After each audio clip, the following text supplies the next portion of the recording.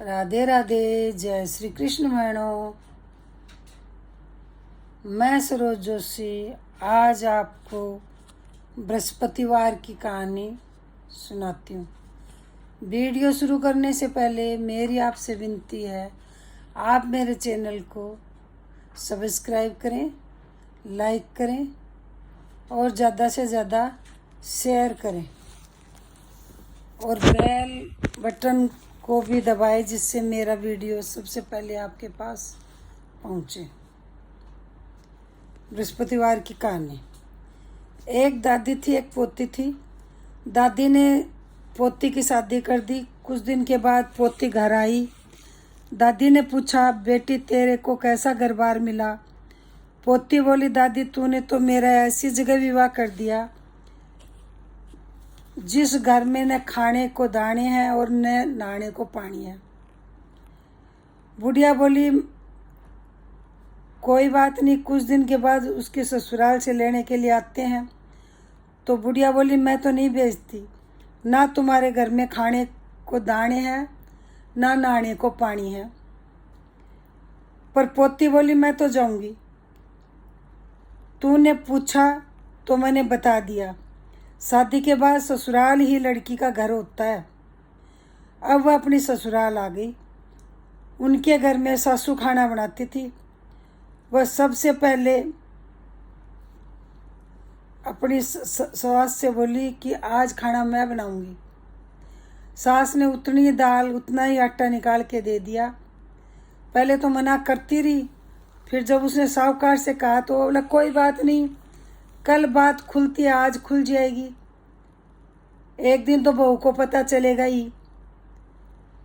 तो उसने उतनी दाल उतना ही आटा निकाल के दे दिया।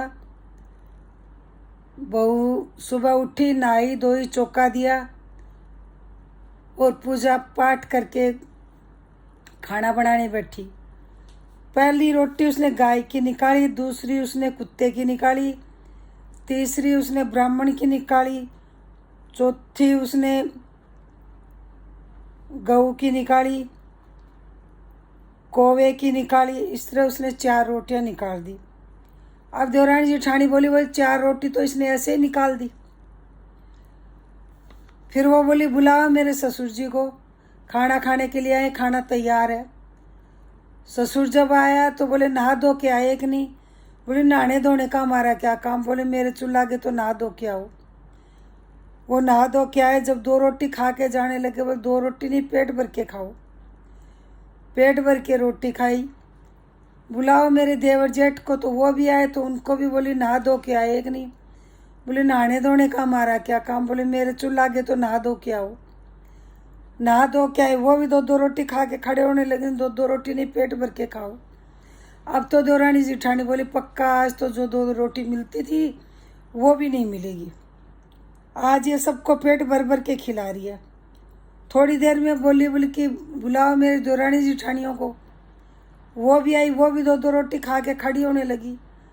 तो बोली, 2 रोटी नहीं, पेट भर के खाओ। उनको भी पेट भर के खिलाई। अब वो देवरानी जेठानी बोली तू रोटी पो लिया कर, तू अच्छी आई और हम बर्तन मांज लिया करेंगे, तो कम से कम रोटी तो पेट भर के मिलेगी। वो बोली, नहीं, तुम भी बर्तन मांजा करो, मैं भी बर्तन मांजूंगी, तुम भी रोटी बनाया करो, मैं भी रोटी बनाऊंगी। नहाएंगे धोएंगे, बृहस्पति भगवान का नेम लेंगे, कहानी सुनेंगे, तो बृहस्पति भगवान सब ठीक करेंगे। सास बोली कि बहू तू भी खा ले।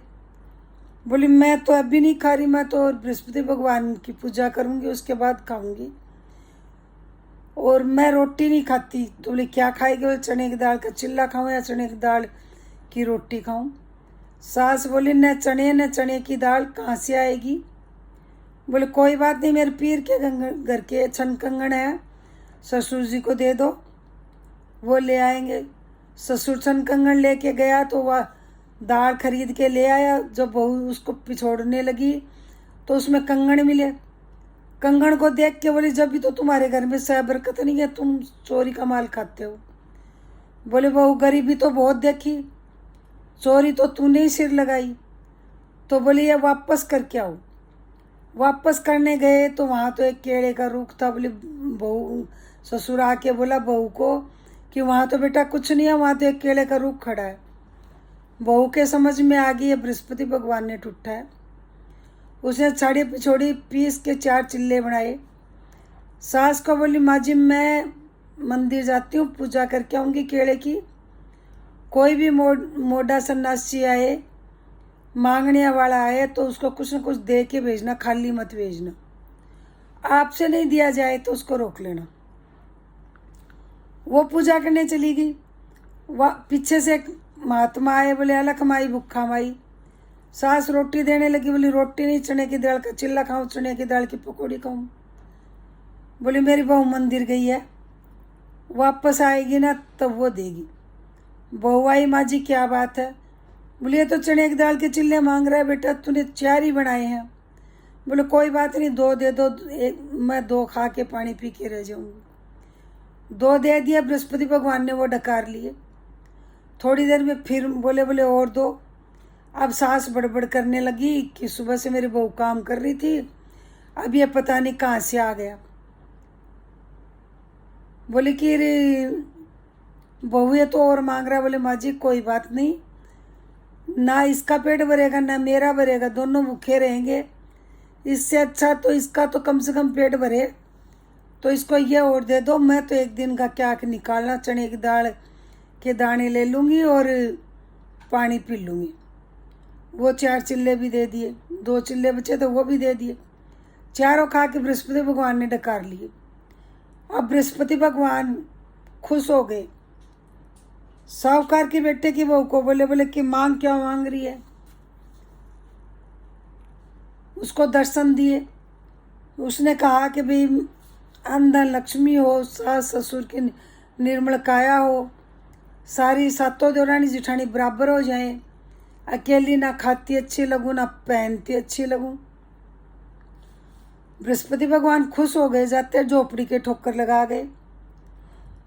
महल बन गया, सारे गांव में ढिंडोरा पिट गया कि साहूकार भूखा मरता था, अब इतना धन किधर से आ गया।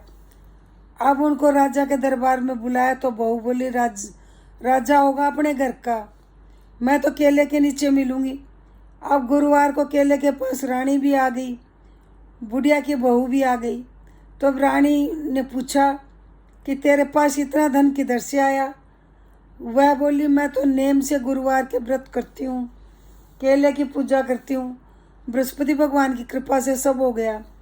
रानी बोली कि मेरे को भी कोई बच्चा नहीं है। वह बोली तुम भी केले की पूजा करो, बृहस्पति भगवान का व्रत रखा करो। तो रानी ने पूछा इसकी विधि क्या? वह बोली चने की दाल, गुड़ की डली, हल्दी लेकर पूजा करो। रानी ने नियम से ऐसा किया। अब रानी गर्भवती हो गई। राजा के घर में थोड़ा झगड़ा हो गया तो रानी ने केले की पूजा नहीं करी, व्रत रख लिया, जिससे उसको 9 महीने पूरा होने पर भी बच्चा नहीं हुआ। तो रानी ने बुढ़े ब्राह्मण साहूकार की बहू से मिलने के लिए कहा। बहू बोली मैं तो केले के नीचे मिलूंगी। जब वह केले के नीचे मिले तो वह बोली मेरे को अभी तक बच्चा नहीं हुआ। तो उसने पूछा कि कभी केले की पूजा करी? वह बोली मैंने व्रत तो रखा पर केले की पूजा नहीं करी। तो वह साहूकार के बेटे की बहू बोली कि केले की पूजा जरूर करें, व्रत किसी से रखा जाए तो रखा करें। इसके बाद उसने केले की पूजा करी, उसको लड़का हो गया। राजा ने ढिंडोरा पिटवा दिया, सब कोई केले की पूजा जरूर करें। हे बृहस्पति देव, जैसी रानी पर और बुढ़े ब्राह्मण की बहू पर प्रसन्न हुए वैसे सब पर प्रसन्न हो। जय बृहस्पति भगवान की जय। एक ब्राह्मण था, बहुत गरीब था, उसके 6 बेटी थी। न पोथी देखनी आती न पन्ना देखना आता। ब्राह्मणी रोज क्लेश करती थी, कुछ कमा कुछ दमा। वो कहता मैं क्या कमाऊं क्या दमाऊं, मुझे पोथी देखनी आती नहीं, पन्ना देखना आता नहीं। एक दिन उसने 4 पिंडी चूरमे की बना दी। वो जा कुछ कमा के लेके आ।